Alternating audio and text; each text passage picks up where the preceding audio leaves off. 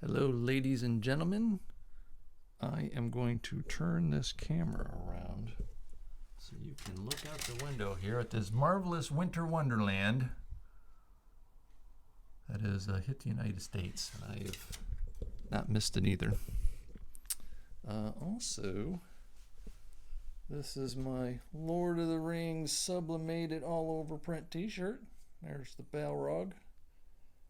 There's Gandalf. You shall not pass right there.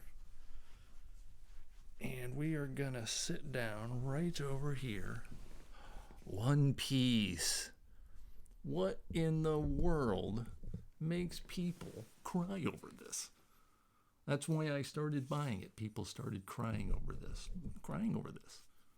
This is the #1 selling manga in history.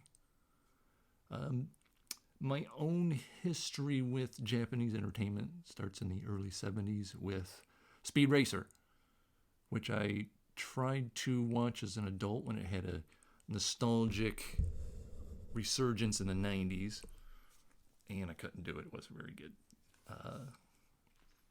Pardon me if my teeth look a little funny. It's because I have Invisalign. They may shine on you or something. After that came Kimba the White Lion. Fun little white lion running around Africa having adventures.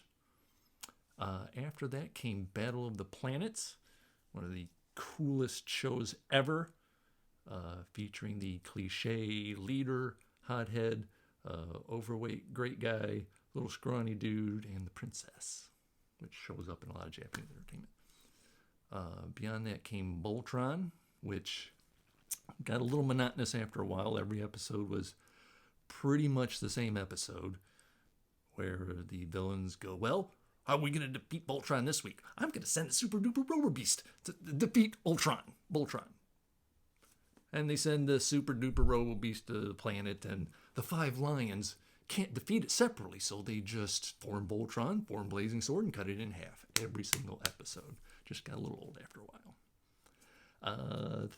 Thundercats was an American show, but it was animated by a Japanese company, so maybe that kind of half counts. I was kind of rooting for the villain before that was over because it got a little tiresome. Should have called it the Chitara Show. That would have been a lot better. Beyond that came Macross, Robotech Macross, a very legendary show. Didn't end well for humanity, but wonderful show to watch. Beyond that was Akira. Everybody loves Akira, but I did not love Akira. It just didn't hit me the right way. Ghost in the Shell, however, did. That wonderful Japanese animated show. If I can get the link to it, it's a little hard to find. There's a wonderful YouTuber called Nerdwriter 1 who did a great episode on the film, and I'll put it in the description. Oh,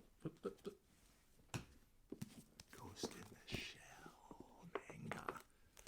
That's good stuff right there. Beyond that, as far as manga goes, besides these, I tried one called Biomega, which was cool looking as can be. Interior art was slick. This dude on a 500 mile per hour motorcycle in a post-apocalyptic landscape. Mutants, oh my. In the 4th issue,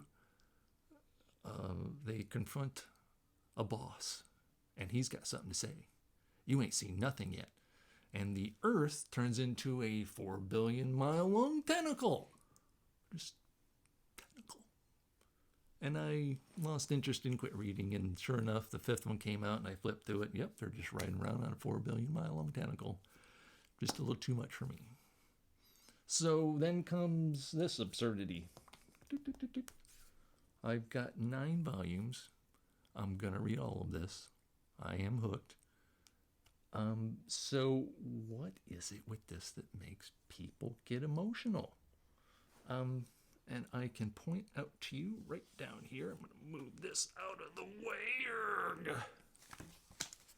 And it's in 7, 8, and 9. Oh, I lost my place.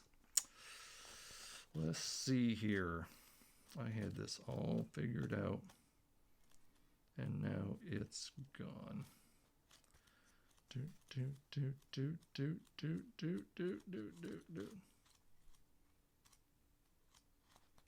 Here we go. I want to find this panel. I had it marked and it just, there it is. I found it. One of the lead characters, her name is Nami, and everybody loves Nami.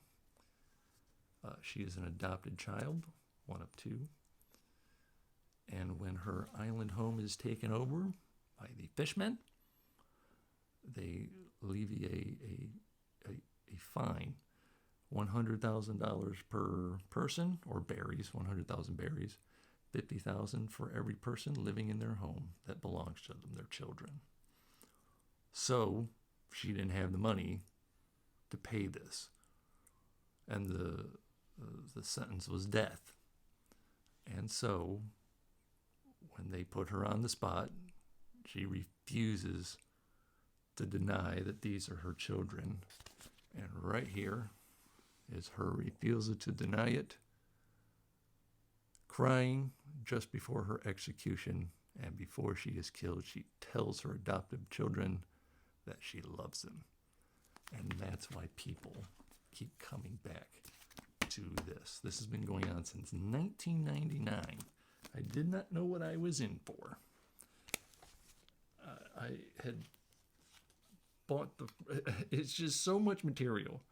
And what I'm going to wind up having to do, instead of spending hundreds of bucks to get this, I'll probably go to viz.com and spend $24 a year just to read them when I can.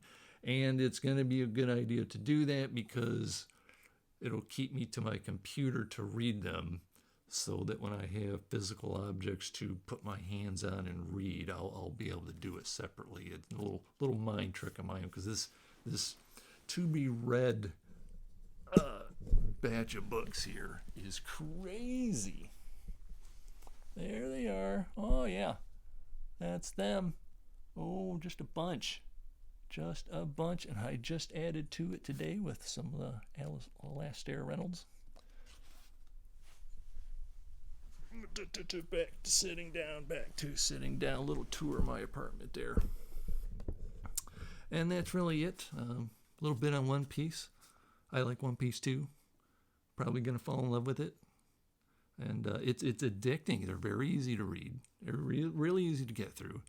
And but it does hold emotional content, and it's well worth your time. Thank you very much.